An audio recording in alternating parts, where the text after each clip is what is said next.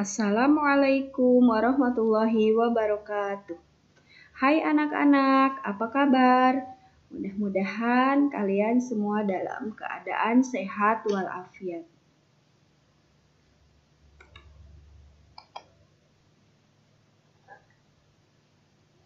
Alhamdulillah hari ini kita bisa bertemu lagi walaupun dalam PJJ. Nah, sebelum memulai belajar, kita baca doa dulu ya. Rabbi zidni ilma warzuqni fahma.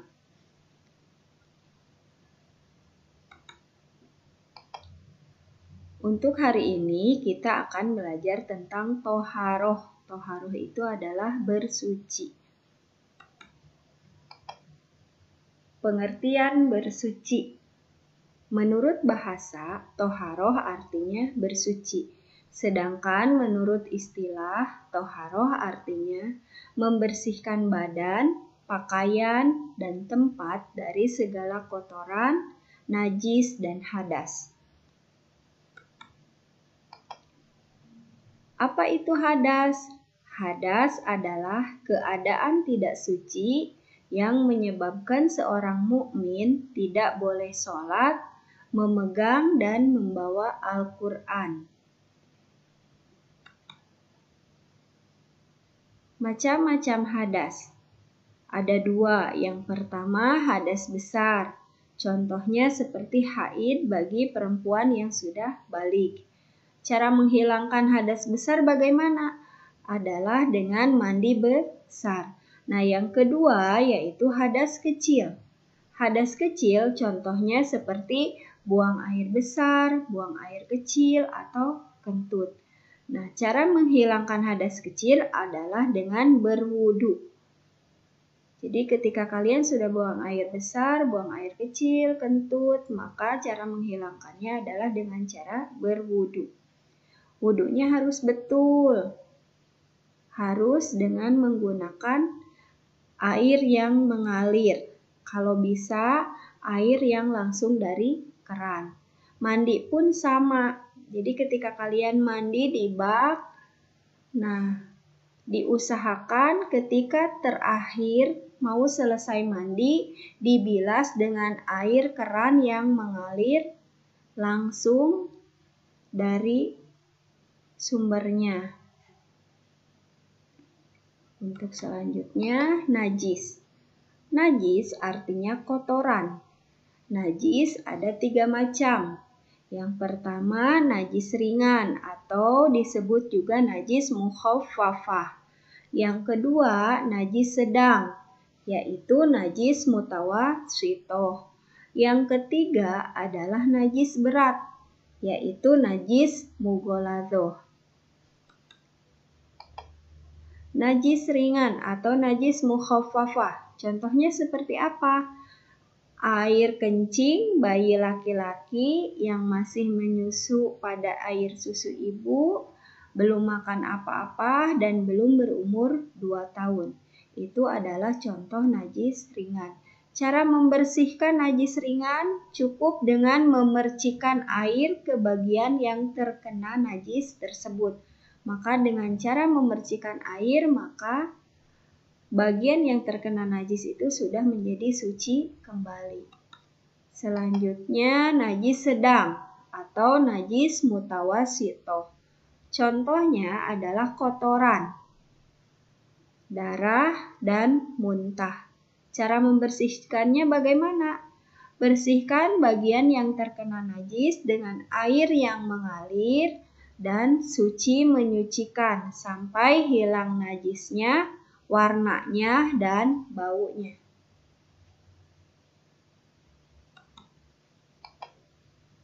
Selanjutnya yaitu najis berat atau najis mughaladzah. Najis berat ini contohnya air liur anjing atau babi. Cara membersihkannya bagaimana? Bersihkan dengan air yang suci menyucikan sebanyak 7 kali dengan salah satunya dicampur tanah atau debu yang suci. Jadi ketika kita terkena air liur anjing atau babi, kalian bersihkan dengan air yang suci mensucikan sebanyak 7 kali dan salah satunya dicampur tanah atau debu. Nah, materi selanjutnya adalah istinja. Istinja itu artinya membersihkan kubul atau kemaluan dan dubur atau anus dari kotoran setelah buang air. Kalau kubul berarti pipis, kalau dubur atau BAB. Atau istilahnya istinja itu ombe. Istinja boleh menggunakan air, tisu, batu yang bersih. Tapi lebih utama ketika ada air, maka gunakanlah air. Cara memelihara kebersihan. Yang pertama, memelihara kebersihan lingkungan. Bisa lingkungan itu lingkungan rumah, lingkungan sekolah, atau lingkungan tempat sholat.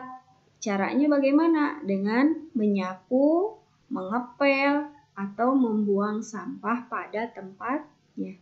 Yang kedua yaitu memelihara kebersihan badan. Caranya bagaimana?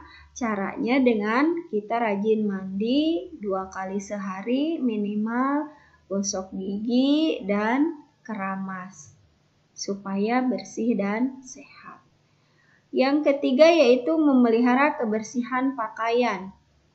Salah satu caranya adalah dengan mencucinya. Jadi ketika selesai bermain, pakaian kita kotor, masukkan ke tempat cuci, dicuci sampai bersih supaya nanti pas dipakai lagi pakaiannya bersih, sehat, harum, dan tidak gatal-gatal di badannya.